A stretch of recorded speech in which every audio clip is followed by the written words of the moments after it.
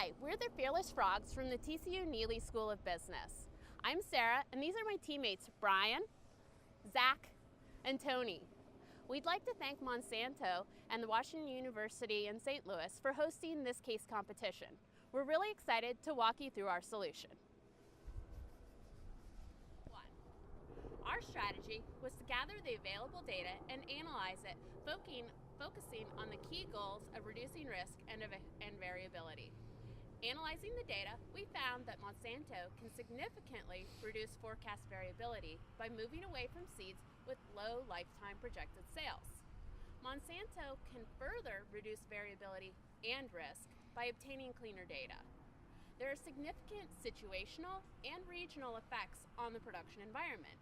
These can be more clearly understood by achieving better market presence of the field view software. Future forecasts will benefit from the improved data. Finally, our strategy of reducing risks calls for a solo rollover between portfolio entrants and exits, focusing on high bushel per acre seeds to maximize the system return on investment.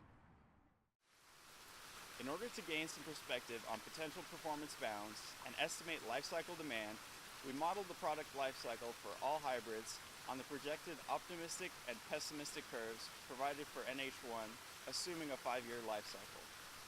We calculated the area under each curve relative to the year 1 demand in each scenario, and assuming a normally distributed curve, found a 50% most likely estimate to be applied to all hybrids.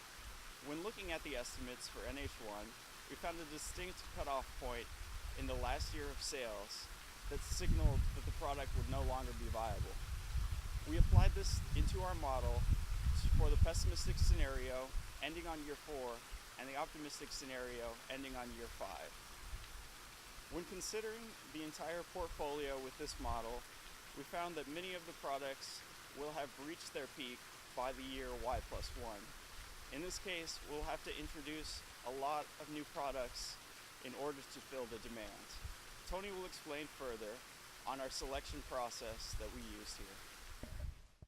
From our existing portfolio, we are removing EH1 and EH2 and do solar rollover and replace them with NH1, NH2 and NH4 to meet the expectation of capturing 10% of future market growth rate. We are removing EH2 because it is in decline phase and has a very high obsolescence rate of 50%. Similarly, EH1, even though it's only in mature phase, it has the lowest forecast demand. As you can see from our decision heuristics, when we rank the products based on the parameters, these were the 2 products that came at the bottom, so we are removing it. EH9 and EH10 are the 2 products that need to be evaluated over the year to decide if we need to remove it or not. EH9, even though it's in decline phase, has a high demand of 150k bags and a very low obsolescence rate of 15%. And it also gives us an above average gross profit of $150. Similarly, EH10, even though it is in the growth phase, it has a really low demand of 85k and a negative yield advantage. So these are the 2 products that we want to monitor over the year and decide if we want to keep them or not. When we thought about the new products, we wanted to introduce products that are more reliable. Looking at NH3 and NH5, they had a very high variability of 56%. That is really high, and we didn't want to risk it, especially because we are going for solar rollover. So we recommend to introduce NH1, NH2 and NH4, as this would also help us to meet the exact increase in market demand. Our team used a news vendor model to determine optimal inventory levels and production levels throughout the product lifecycle. In making pricing determinations for news seeds using this model, we assumed a life cycle based model that would allow for downward modifications in seed pricing as average cost of goods sold went down over the life cycle of the product. Strategically, it is very important that gross profit targets be mutable over time, acting as a demand lever to offset high cost of stock out in the early part of the life cycle and high overproduction costs in the late stage of the life cycle. We hope to join you again in St. Louis in February to explore these strategies and more. TCU has very much enjoyed its participation in this competition over the past 2 years, and we hope to build upon those experiences to formulate effective seed portfolio and production solutions for Monsanto.